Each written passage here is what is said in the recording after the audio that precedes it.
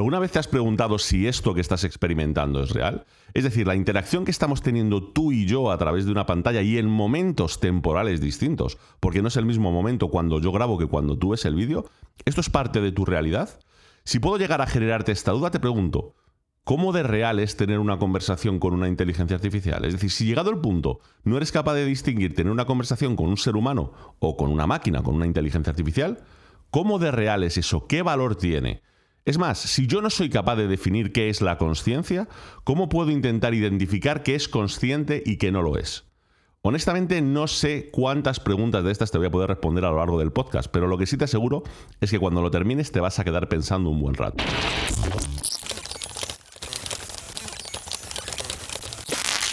Hay un ejercicio que me encanta hacer de vez en cuando, que es mezclar, por un lado, los conocimientos que voy adquiriendo de ciencia y tecnología y además viendo los avances que estamos teniendo, con ciertos conocimientos de filosofía y también de metafísica, podríamos decir, simplemente por la diversión de ver cómo se producen ciertos paralelismos, ¿no? En algunos casos hemos hecho directos en los que hemos hablado de cosas muy locas, pero este tampoco va a ser el caso. Lo que aquí me gustaría hablar durante este podcast es cómo ciertos conocimientos de filosofía, especialmente cuando tenemos que hablar también de temas como ética, temas como también la realidad, ¿no? La consciencia y demás, cómo están empezando no a chocar, sino a complementar muy bien a los desarrollos que estamos haciendo últimamente. Es decir, cuando hablamos de cosas como sistemas demasiado automatizados, digo demasiado porque han sobrepasado un límite que nosotros creíamos posible, ¿no? O cuando hablamos de temas de inteligencia artificial, rápidamente se plantean muchos problemas éticos y morales que no sabemos muy bien cómo responder. No solo eso, sino que muchas veces cuando nos abstraemos y miramos cómo estamos viviendo en los últimos años, es decir, cómo han cambiado nuestras interacciones humanas, nuestras interacciones sociales, pues nos damos cuenta de que a veces da la sensación de que estamos chocando y estamos traspasando ese muro de la realidad que antes teníamos, yo creo que muy bien definidos, ¿no? Entonces, llegado el caso, pues creo que no está mal hacer una pequeña reflexión sobre cómo estamos viviendo, qué tecnologías estamos viendo como nuevas y cómo pueden afectar, pues eso, a nosotros a nivel social y cómo se puede de alguna forma respaldar con ciertas cuestiones filosóficas que pueden ser interesantes. Lo he dicho ya desde hace bastante tiempo, aunque parezca mentira. En este mundo de desarrollo tecnológico tan bestia que estamos teniendo, probablemente una de las figuras que están más olvidadas y que tomarán más relevancia son los filósofos. Y es que llegado un momento tendremos que tomar ciertas decisiones con la tecnología y bueno, pues seguramente estas personas nos ayudarán por lo menos a reflexionar sobre el tema, ¿no? Digamos que esto lo he dividido en varias partes, no es que sean completamente rígidas, pero sí para intentar ver distintos problemas o distintas cosas que estamos viviendo últimamente, ¿no? La primera yo la llamaría algo así, lo tengo ahí escrito como la realidad en un mundo digital, ¿no? Es decir, hemos llegado a un mundo en el que las cosas como las conocíamos hasta ahora han cambiado mucho. Es decir, si nos vamos, digamos, nos movemos un poquito en la historia, ¿no? hacia atrás, nos damos cuenta de que si tan solo nos vamos a hace 40 o 50 años, las interacciones que teníamos entre los humanos eran básicamente de tú a tú, eran físicas en el sentido de que si tú querías tener una conversación con alguien, normalmente la tenías cara a cara, ¿no? Es decir, por supuesto, ya existían cosas como la televisión o existían cosas como el teléfono que ya modificaban un poco nuestros comportamientos, pero eran cosas que yo creo que eran totalmente complementarias, es decir, eran como simplemente un vehículo para mejorar de alguna forma nuestras comunicaciones y que formaban parte de nuestra realidad, era como una realidad como mucho más analógica, ¿no? Pero claro, la cosa ha evolucionado y sobre todo pues, con la aparición de Internet y la explosión que hemos tenido y encima ya llevándolos todos en el bolsillo con un smartphone o algo así, creo que las circunstancias han cambiado bastante, ¿no?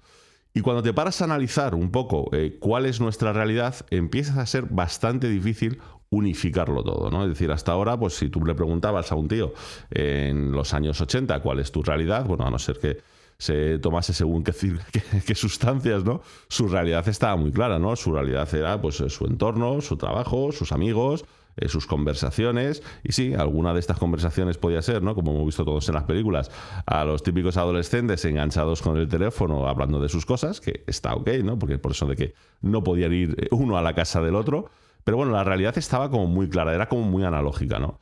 Ahora de repente vives en un mundo en el que cuando a mucha gente le preguntas, por ejemplo a alguien como a mí, en el que trabajo en un 90% en un mundo que es digital, en un mundo que no es tangible, cuando me preguntas por mi realidad empieza a ser muy difícil distinguirla, ¿no? Porque de repente para mí la realidad se ha partido en dos. Si yo por un lado tengo la realidad física, ¿no? La realidad en la que pues, yo vivo en mi casa, tengo a mis padres, tengo a mi mujer, tengo toda una vida, ¿no? Tengo mis problemas y mis enfermedades, que ya lo sabéis, que los he comentado muchas veces, ¿no? Tengo mis cosas, pero por otro lado tengo como un mundo paralelo, por decirlo de alguna forma, un mundo digital que da la sensación a veces que no está conectado, ¿no? Es decir, es muy difícil muchas veces darte cuenta que detrás de ese mundo también hay personas. ¿Por qué me aventuro a decir que son dos mundos distintos y que no sé si en algún momento, que ahora lo hablaremos más adelante, estos mundos, digamos, se unirán o colisionarán o algo por el estilo? Y es porque si tú lo miras desde un punto de vista social, si tú lo miras desde un punto de vista personal de nosotros, de cada uno de nosotros, no nos comportamos igual, no socializamos igual, no hacemos las cosas igual en un sitio que en otro. Es decir, podemos irnos al ejemplo fácil, al ejemplo viral y al ejemplo claro, que es, por ejemplo, las redes sociales como Twitter. En las redes sociales como Twitter, cuando tú ves la cantidad y el montón de barbaridades que se está poniendo ahí, tú te das cuenta de que eso sí es real, es una realidad, pero desde luego no se parece a la realidad que tú tienes en la calle. Sí, en la calle hay gente que se insulta, en la calle hay gente que se agrede, pero no, desde luego, con la frecuencia que se produce en las redes sociales, ni llegando al nivel de odio en algunas ocasiones, ¿no? que tenemos en esas redes, ¿no? Realmente te das cuenta de que el comportamiento humano no es igual en un sitio que en otro, ¿no? De hecho, yo lo he dicho muchas veces, ¿no? Es decir, a mí, personalmente, esto me ayudó hace mucho tiempo, y cuando digo hace mucho tiempo estamos hablando de año 2000, por ejemplo, con algo como el Messenger. Algo como el Messenger, aunque esto pueda sonar muy ridículo, es una cosa que me ayudó mucho a ligar. ¿Por qué? Me ayudó a ligar porque yo en persona, es decir, soy una persona un poco más... Ahora ya no, pero es verdad que en este momento he cambiado bastante, pero hace 20 años sí que era más tímido, me costaba más desenvolverme, sobre todo cuando estaba un poco más nervioso y tal. Y sin embargo, pues vía chat, como tienes tiempo para cuando alguien te escribe, pararte, pensar, escribir y poner... Como soy una persona que además me gusta pues, leer, me gusta informarme, me gusta, pues digamos que la personalidad que puedo desarrollar para mi yo digital es relativamente distinta de la que yo tengo en mi realidad. Es decir, soy yo en ambos casos, pero desde luego soy mucho más elocuente cuando estoy escribiendo en un chat que cuando lo estoy haciendo cara a cara. Es inevitable, cuando lo estás haciendo cara a cara, prácticamente no tienes tiempo para poder contestar, más allá de recibir una pregunta o estar en parte de una conversación y continuarla. Por otro lado, estás recibiendo muchísimo más feedback de la otra persona y la otra persona lo está recibiendo de ti, con lo que ya está viendo si estás nervioso, si no lo estás, si estás hablando más alegre, estás hablando más enfadado.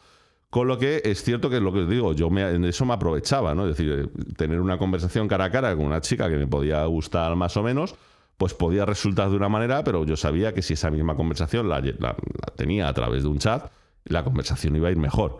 ¿Por qué? Porque me da la oportunidad de estructurar mis ideas, pensar bien lo que estoy diciendo, no tirándome una hora para contestar, simplemente diciendo, espera, voy a contestar con cabeza, voy a contestar así y este emoji que es el que corresponde para esta situación. Y consigues tener conversaciones que son como mucho más inteligentes, mucho más interesantes cuando realmente tú a lo mejor no eres capaz de hacerlo, ¿no?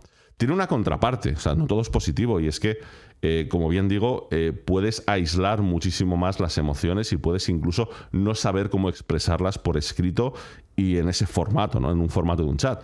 Y te puede llegar a pasar que algo que tú quieres contestar con toda la alegría del mundo, la otra persona lo reciba como que tú estás enfadado o algo por el estilo, ¿no? Esto, por ejemplo, pasa mucho en los trabajos, en las oficinas. Una norma general es, sí, para comunicaciones normales en las que no haya mucha historia, manda un mail y ya está. Para conversaciones en las que tengas que pedir algo, que tengas que reclamar algo o que tengas que discutir de algo serio, intenta no hacerlo por escrito. O sea, me refiero, sí, tendrás que al final que minutarlo, pero si es posible, intenta llamar a esa persona y tener una conversación con esa persona, porque realmente por el camino se puede perder mucha información, mucho feedback, que es simplemente visual de lo enfadado o no enfadado que estás, de la necesidad que puedes tener de una información, de lo que sea, y en muchas ocasiones se llegan a grandes malentendidos, pero cuando digo grandes es gente que incluso puede llegar a decir que está harto de un trabajo, que se quiere ir, y a lo mejor todo el problema, esto lo he visto, aunque parezca mentira, es que su jefe no sabe escribir. Tan simple como eso. Y claro, cada vez que escribe, la persona que recibe ese email se siente prácticamente amenazada. Y cuando luego hablas con esa persona está del mejor rollo del mundo y está deseando ascenderle porque por lo bien que trabaja. Y dices, pero es que no lo estás reflejando en ese otro medio, ¿no? Por eso digo que es muy difícil considerar que son dos realidades exactas o que las dos realidades pertenecen como al mismo mundo. No sé cómo decirlo, es difícil de explicar, ¿no? Y es lo que decía al principio, lo que planteaban las preguntas del inicio del podcast, de decir, ¿hasta qué punto esto que estamos hablando es real o no lo es? O sea, ¿existe realmente el concepto de un mundo virtual en el que estamos actuando a día de hoy? Es decir, ¿realmente podemos considerar que eso es algo paralelo? Porque, en definitiva, por detrás lo que hay son personas. Personas que en muchos casos es verdad que se comportan como anónimos, ¿no? O que tiran la piedra, esconden la mano y cosas por el estilo. Pero la realidad es que lo que tienes ahí es absolutamente real.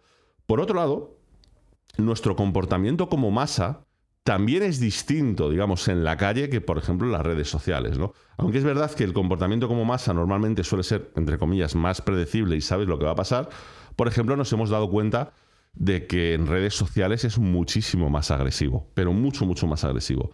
Lo curioso de esto es que hay ya bastantes estudios que están confirmando lo contrario de lo que pensábamos todos, ¿no? Todos pensábamos, porque además era lo que nos decía la lógica, que el gran problema que tienen, digamos, todas las redes sociales, el gran problema de buscar las cosas a través de Internet, es que al final, digamos que los algoritmos que te ponen el contenido delante, ¿no? Muchas veces cuando tú haces una búsqueda, hacen que te retroalimentes una y otra vez de lo que tú piensas, ¿no? Por decirlo de alguna forma. Y tú al final, imagínate que si eres de izquierdas o de derechas, si eres más de arriba o de abajo, de lo que sea, ¿no?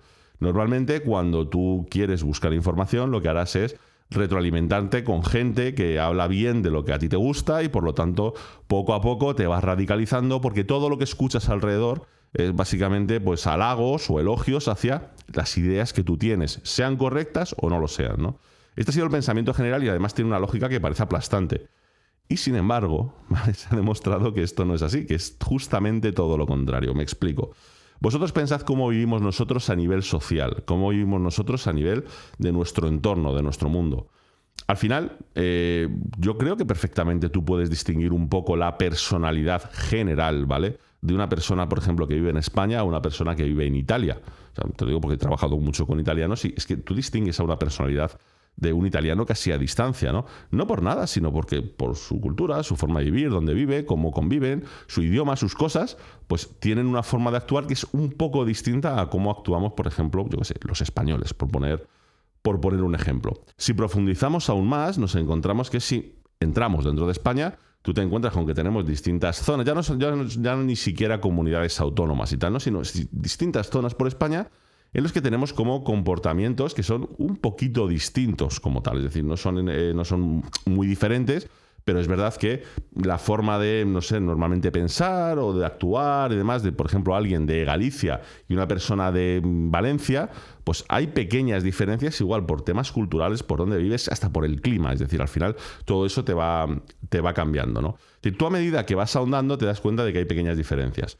Para al final acabar dándote cuenta de que si eso lo vamos traduciendo cada vez más, lo vamos, digamos, extendiendo, llega un punto en el que dices, bueno, pues al final tú con tu vida realmente eres tú con un grupo de personas de las que te has rodeado tú. Es decir, algunas sí te habrán tocado. Es decir, habrá parte, por ejemplo, de tu familia que te ha tocado y no la has elegido tú. Pero en definitiva, como con tu familia te has criado, como con tu familia te has educado, pues digamos que tienes muchas cosas en común con tu familia. Con tus amigos, evidentemente, son gente que has elegido tú y que puedes tener discrepancias con ellos, pero aunque tú no lo quieras, en lo fundamental o lo importante, las cosas que son realmente relevantes en la vida, estás totalmente de acuerdo con ellos, con casi todos. Y con el que no lo estás, pues es una excepción y no te molesta precisamente porque es una excepción. Quedaos con esto, ¿no? Entonces, la realidad es que la sociedad, cuando se une, casi a nivel tribal, se unen personas que más o menos, digamos, quieren llevar un camino en común o que tienen unas ideas más o menos parecidas. Por supuesto que puede haber quien difiere, pero no suele ser la mayoría, suele ser alguno el que difiere. ¿Eso qué hace? Pues que nosotros, los humanos, nos hayamos acostumbrado a que con el paso del tiempo, normalmente tengamos un feedback positivo de forma habitual sobre lo que pensamos. Es decir, yo tengo un pensamiento de organización social, por decirlo de alguna forma, de un tipo. Y normalmente, si estoy conviviendo bien con los que tengo alrededor, resulta que es que todos pensamos más o menos lo mismo. Y nos retroalimentamos con la buena idea de qué es lo que estamos haciendo. Y esto nunca ha sido un problema. Nadie se ha radicalizado por eso. Sí, hombre, siempre te sale un loco. Es decir, eso lo tenemos claro. Sin embargo, en Internet, ¿por qué pasa lo contrario? Bueno, pues pasa lo contrario porque no es esa la situación que hay en Internet. Lo que sucede en Internet es que incluso cuando el algoritmo está intentando, de alguna forma, el algoritmo de la plataforma que sea, ¿no?, darte información, digamos, que te guste, sin querer o queriendo, dependiendo del caso, te va a meter información de pensamientos que son absolutamente contrarios a los tuyos. Y no solo eso, pensamientos que atacan directamente a los tuyos. ¿Eso qué hace? Eso hace que te pongas a la defensiva. Y cuando esto no pasa una vez, que era lo que pasaba antes con esa persona, ¿no?, dentro de tu grupo que pensaba de forma distinta, sino que pasa continuamente, tú te estás viendo sometido a un falso ataque continuo hacia tus pensamientos. Y ya sabemos lo que nos importan y lo que nos afectan nuestros pensamientos. Es decir, para nosotros son importantísimos. Esto, un día, 2 días, 3 días, 10 días, para una persona lo que acaba identificando, lo que acaba sintiendo es que el resto del mundo está en contra de sus pensamientos y tiene que defenderlos como sea. Y esto es lo que hace que alguien se acabe radicalizando en un pensamiento. Es decir, fijaos que no es porque te lo retroalimenten, sino porque siempre dicen, no, está muy bien escuchar, digamos, ideas distintas a las tuyas, pensamientos distintos, ¿no? Pues, está claro. Pero el problema es que cuando eso se descontrola y cuando además el tono con el que escuchas todos esos pensamientos no es el adecuado, lo que sucede es que te acabas radicalizando en una opinión, ¿eh? Y yo creo que esto le ha pasado a todo el mundo, y yo me incluyo. En algunos puntos que a lo mejor no tienen ninguna importancia, acabas tan harto de estar discutiendo sobre ellos que te radicalizas sobre ellos. No lo puedes evitar de alguna manera. Por otro lado, además, nos estamos encontrando cada día más con una cierta desconexión con el mundo físico, ¿no? Yo no sé si habéis estado últimamente metidos muchos en redes, pero ha habido como una polémica grande entre 2 personas, ¿no?, hablando de, pues bueno, del tema de si los videos... Es una tontería realmente, ¿no? Si los videojuegos te sacan de lo que es la vida real y cosas por el estilo, ¿no? De todo esto realmente se puede llegar a sacar una conclusión, y es que claramente hay gente que está empezando a moverse más de una realidad a otra. Es decir, mientras hay gente que todavía sigue prefiriendo, ¿no?, pues digamos, estar muchísimo más en esta realidad, ¿no?, en la que no estás metido en ese mundo virtual, ni estás haciendo, digamos, esas conexiones, ¿no?, que no sabes si son reales o no. Bueno, pues hay gente que se está ubicando más de este lado. Hay otras personas, creo que yo estoy en ese grupo, en el que, bueno, pues una cosa y la otra. Es decir, no pierdo de vista lo que es mi realidad, no pierdo de vista lo que son las personas que me rodean, que considero que es lo importante, pero por otro lado tengo muchas relaciones sociales en esa realidad alternativa, ¿no?, que estamos teniendo. Pero también hay gente que se está cerrando completamente en esta realidad alternativa, en esta realidad virtual, podríamos llamar de alguna forma, y que parece que el mundo real no existe y lo único que está existiendo es lo que hay. Es decir, esto me ha pasado mucho con muchas discusiones, ¿no?, que he tenido en algunos podcasts, discusiones que he tenido en algunos directos, de gente que dices, te lo voy a pedir por favor, es decir, coge todo lo que estás diciendo, ¿vale?, júntalo todo, hazlo como un paquete y sal un momento a la calle y empieza a preguntar a las personas que realmente son de tu entorno, es decir, los que realmente importan, es decir, esto suena raro, ¿no?, pero desde tu charcutero al portero que tienes debajo o a tu jefe, y vete a preguntarles si esto que tú piensas simple y llanamente les importa. Ya no si están de acuerdo o no, sino, y te das cuenta de que muchas veces ese mundo virtual en el que vives, cuando luego lo sacas a la burbuja real, por decirlo de alguna forma, ese mundo no existe realmente, ¿no? Entonces, esta es la primera parte, digamos, que tiene un poco de filosofía todo esto que estamos viviendo con la tecnología, la electrónica, las redes y demás. Y es que la percepción de la realidad empieza a ser complicada, muy, muy complicada. Es decir, yo os lo digo en serio, es decir, yo he tenido como 2 grandes, no voy a llamar depresiones porque no es depresión, ¿vale?, pero 2 grandes bajones o 2 grandes momentos de desidia en mi vida, ¿no? Y curiosamente, cada uno de ellos ha estado en uno de los mundos y además estaba ubicado solamente en ese mundo. Uno de ellos, reciente, pues, con el trabajo que estaba haciendo durante muchos años, que llegó un punto que dije, mira, yo ya no puedo más, no me gusta lo que estoy haciendo, no solo no lo disfruto, sino que además es una cosa que me molesta en mi día a día, que no quiero seguir haciendo, que quiero cambiar, lo cambié y todos contentos, ¿no?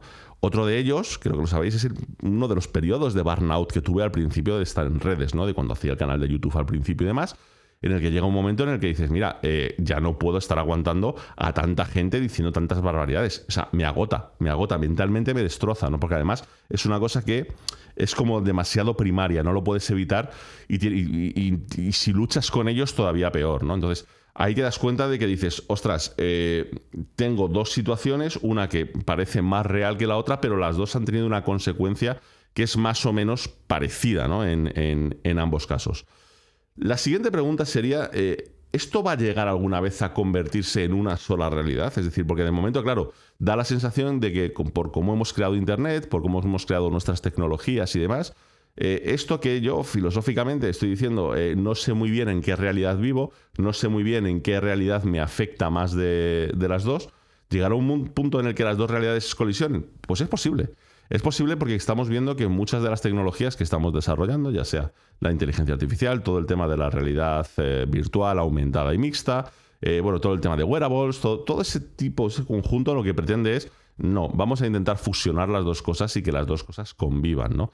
¿Hasta qué punto es esto una buena idea? Pues honestamente no lo sé. O sea, ¿para qué os voy a engañar? Es una cosa que el planteamiento es muy bonito, pero a lo mejor acabamos en un capítulo de Black Mirror. Eso, la verdad es que yo creo que prácticamente nadie lo sabe, ¿no? Entonces este sería el primer punto que yo quería abordar, ¿no? Es decir, oye, primer punto filosófico o metafísico sobre las tecnologías y el momento tecnológico que estamos viviendo. Y es que, primer punto, el concepto de realidad se ha vuelto complicado. Es decir, si ya lo tenía difícil alguien como Sócrates, si ya lo tenía difícil alguien como Platón o como Nietzsche, da igual, ¿vale?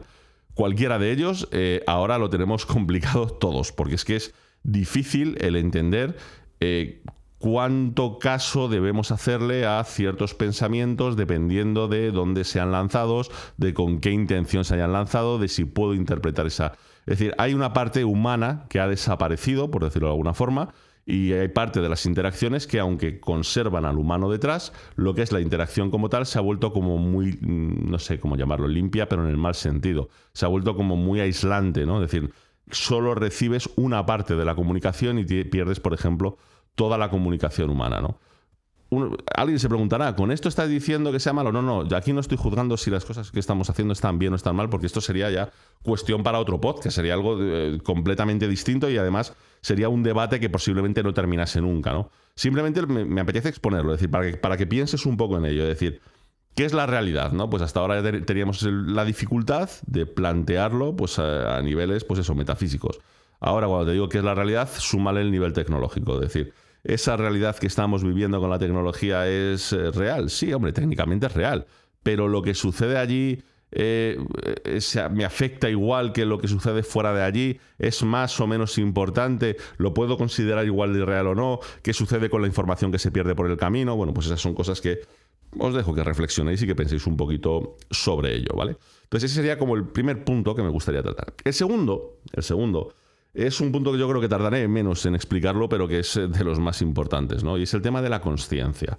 Que esto es una cosa que hemos hablado 25.000 veces en el directo, que se ha hablado mucho en general, pero que creo que vale la pena volver a recordarlo y vale la pena volver a puntualizarlo, ¿no? Yo creo que una de las grandes preguntas que nos hacemos siempre es, oye, estas nuevas tecnologías que estamos haciendo, especialmente hay una que evidentemente es el tema de la inteligencia artificial, ¿algún día llegará a tener consciencia? ¿Algún día esa consciencia tendrá que considerarse como algo como humano o algo por el estilo? ¿Qué va a pasar con todo esto, no? Bueno, pues el problema que tenemos con esta pregunta es que hay una pregunta anterior que es mucho más complicada, ¿vale? Y es, ¿qué es la consciencia? Porque sí, cuando tú hablas con algunos filósofos, con alguna gente, te dan como definiciones del estilo de que, bueno, es que lo que podemos hacer es diferenciar más que explicar, ¿no? De que lo que nosotros tenemos es como una especie de experiencia subjetiva, que es lo que llamamos consciencia, y que, bueno, lo que hace, por ejemplo, la inteligencia artificial es más una inteligencia funcional, por decirlo de alguna forma, ¿no?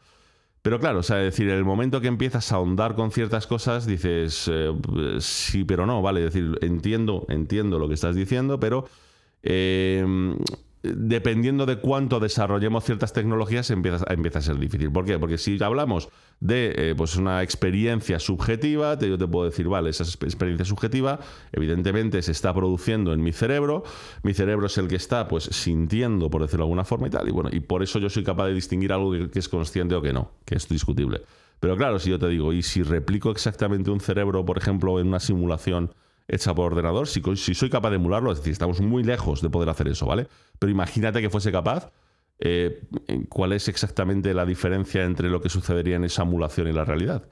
El plano real, o sea, de lo que estábamos hablando hace un momento, el plano de realidad, que yo estoy en una realidad y he creado una realidad virtual dentro de un ordenador, pero si ejecuto básicamente lo mismo, debería producirse básicamente lo mismo, ¿no?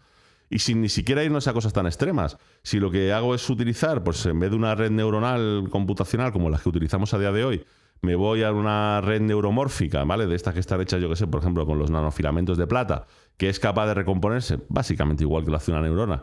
Y soy capaz de, evolucionando mucho eso, crear una inteligencia artificial que cuando estoy conversando con ella, me da la sensación, que es que esa es la clave, ¿no? Me da la sensación de que tiene una consciencia. ¿Eso es consciente o no lo es? O sea, es una de las grandes preguntas que yo siempre hago. Es decir, es que a veces el hecho de que algo ya te dé la sensación es que a lo mejor es consciente, ¿no?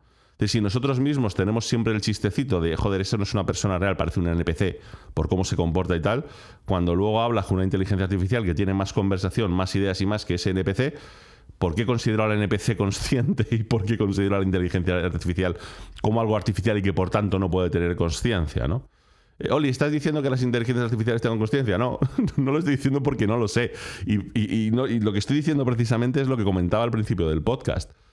Creo que vamos a necesitar la ayuda de gente que se dedique mucho tiempo a pensar sobre esto y que sean capaces de llegar a alguna conclusión, aunque sea mínima, ¿no? Porque la realidad es que esta tecnología avanza muy deprisa. De hecho, ya sabéis que las últimas estimaciones, que son muy bestias, es que se duplica cada 6 meses en cuanto a capacidades, no tamaño de modelos ni nada por el estilo, pero sí a capacidades.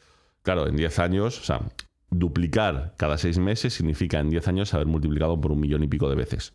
Entonces, estamos empezando a jugar con fuego en el sentido de decir, es que posiblemente, como están diciendo ya algunas compañías, ¿no? Y algunos líderes de algunas compañías, es que a lo mejor en 10 años empezamos a ver cosas que no imaginábamos que íbamos a ver, ¿no? Tema de la AGI o cosas por el estilo. Es decir, no van a estar para pasado mañana, eso creo que queda más o menos claro, pero tampoco se van muy lejos. Es decir, esas fechas que se estimaban al principio de 2050 empiezan a parecer que están muy alejadas. Empieza a parecer que 2030 y poco puede ser una fecha mucho más acertada para todo esto, ¿no? El día que eso pase, ¿qué hacemos? O sea, ¿cómo lo planteamos, ¿no? ¿Cómo lo planteamos a nivel ético? ¿Cómo lo planteamos a nivel filosófico? ¿Cómo lo planteamos a nivel humano? Es decir, que eso puede llegar a existir y que nos va a ser muy difícil, ¿no?, el distinguir una cosa de otra. Yo os pongo un ejemplo, es decir, tú tienes incluso algunos animales pequeños, como puedan ser hormigas, o que no tienen una consciencia como tal, no se consideran conscientes, se consideran que son animales que no tienen una capacidad neurológica o una capacidad cerebral suficiente ni para entender que existen, ¿vale? Es decir, como tal. Sin embargo, tú no quieres pisar a una hormiga. Bueno, sí, cuando eres un niño quieres hasta quemarla con una lupa, ¿no? Pero cuando eres un adulto, tú no quieres pisar a una hormiga. Sabes que es un ser vivo y no quieres matarlo porque no tiene ningún sentido y porque sabes que está mal, punto, y no lo haces. ¿Por qué voy a querer entonces apagar una inteligencia artificial llegado a un punto? Si su sistema es más complejo que el de una hormiga y encima soy capaz de tener una conversación que a veces es más interesante que la que tengo con mi vecino. Es complicado.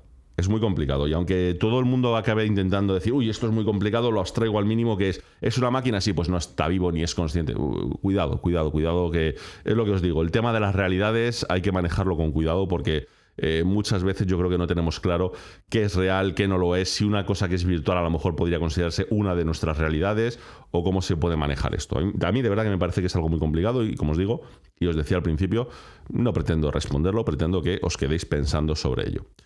Lo siguiente, esto es un poco más práctico, va a ser el uso de una de las partes de la filosofía, que es el tema de la ética, aplicada, por ejemplo, a todo el tema de lo que estamos haciendo con las inteligencias artificiales. Y esto empieza a ser importante ahora. O sea, ni siquiera es que vaya a ser importante a futuro, sino que empieza a ser importante ahora. ¿Por qué?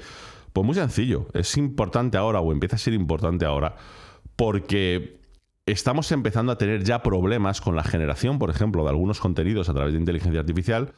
Primero, vamos a obviar en este podcast, que si queréis lo hablamos en otro, ¿no?, del tema de copyright, derechos y demás, pero sí podemos hablar, por ejemplo, de problemas que pueden generar. Es decir, al final, ya estés haciendo un texto, ya estés generando una imagen, ya está, que pueda ser más o menos legal, como hemos hablado muchas veces, ya puedas estar manejando un coche autónomo o un robot, lo que sea, cualquier cosa en la que utilices una inteligencia artificial, por cómo funciona una inteligencia artificial, de repente aparecen 3 espectadores. Es decir, perdón, más que 3 espectadores, 3 jugadores, podríamos decir, ¿vale? O 3 personajes, o 3 protagonistas, ¿no? Hasta ahora teníamos 2, es decir, la compañía que te ofrecía un producto y el usuario que lo utilizaba, se acabó. Pero claro, cuando la compañía que te ofrece un producto te está avisando de que ese producto tiene un comportamiento que muchas veces no es predecible, para bien y para mal, y que además esto va a seguir siendo así, yo creo que para siempre. Es decir, no va a darse la situación en la que una inteligencia artificial diga, si es perfecta, no falla nunca. No, eso no funciona así. O sea, es que no puede funcionar así, simple y llanamente, ¿no? Si sabes cómo funciona la red neuronal por detrás y demás, sabes que eso no es posible. Bueno, pues la realidad es que pues, ahora aparece este tercer jugador que es, antes teníamos al usuario, teníamos a la empresa que lo hacía, pero es que ahora tenemos a esa inteligencia artificial. Entonces, claro, cuando se mete la pata y se lía parda, ¿de quién es la culpa? Es difícil, esto que puede sonar como muy sencillo es difícil. La culpa es de la empresa o de los programadores que han hecho esa inteligencia artificial que de alguna forma, claro, que esto no es real, que es el problema. ¿Le han permitido hacer eso? No, tú seguramente lo has desarrollado, has intentado caparlo al máximo para que no pase nada que no deba, pero llegado al punto, a lo mejor esa inteligencia artificial es capaz de dar una contestación que en ningún momento se ha podido ni estimar, ni ha habido forma humana de estimar hacerlo, ¿no? Entonces, ¿es responsable la empresa? ¿O es responsable el usuario al utilizar esa herramienta y darle esa respuesta? Pero claro, el usuario al final ha contratado una herramienta para que le dé respuesta. Si la respuesta que le da es perjudicial, ¿es culpa del usuario? ¿O es culpa de la propia inteligencia artificial? Y si comete una de estas, habría, pues, que como aquel que dice, meterla en la cárcel en el sentido de apagarla y que no vuelva a funcionar.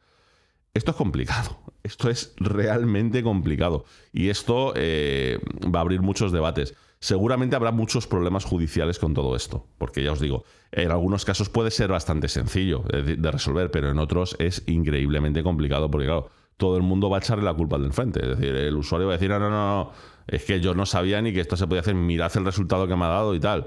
El que lo ha hecho, el que lo ha creado, es como decir, no, hombre, es que si el usuario le pide que haga una barbaridad, pues hay una posibilidad remota de que la inteligencia artificial la haga, ¿no? Y bueno, la inteligencia artificial no se puede defender, evidentemente, ¿no? Por lo menos de momento, veremos a ver en un futuro, ¿no? Pero a día de hoy no puede defenderse en ese aspecto, ¿no?